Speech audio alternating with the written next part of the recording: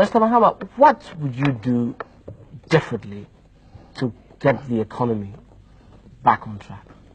Well, before I begin to talk about that, I was just going to chip in, what I think Nana Nko will do if. No, I'd like you to tell me what you would do. If they want. That's an important matter. If they want.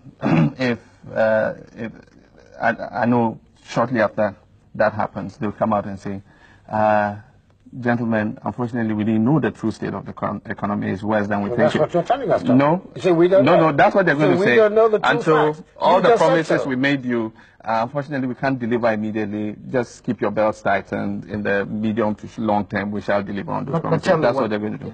But yeah, a lot of programs are in place already and are beginning to yield results. We put in the Gateway program. We have the Free Zones program.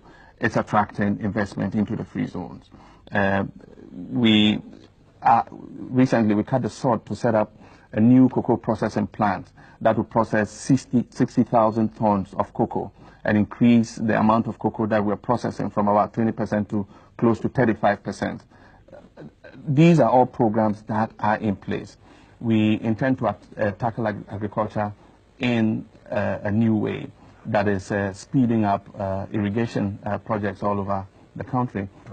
First of all, I mean it's refreshing to hear the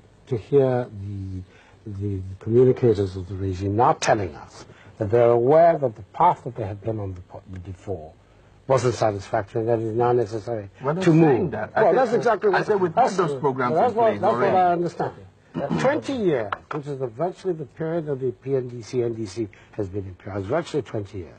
That period was in other countries' lives enough to transform them from the economies that we have now. If you talk of Malaysia or Taiwan. These are examples of the countries. I'm talking about countries that began very much at our level of development, who within a 20-year period moved, in the case of Korea, from 400 per capita income, which was Ghana, 60% people in agriculture, like they were there, to economies where per capita incomes is now measured in terms of thousands of dollars. Dramatic transformation of their lives, the lives of the Malaysians who today were seeking to emulate. How they did it? They did it with one fundamental premise. You cannot develop your economy unless you give the producers, whether of agricultural products, whether of industrial products, of service, confidence in their ability to work, take their reward, pay their taxes, and get on with their lives.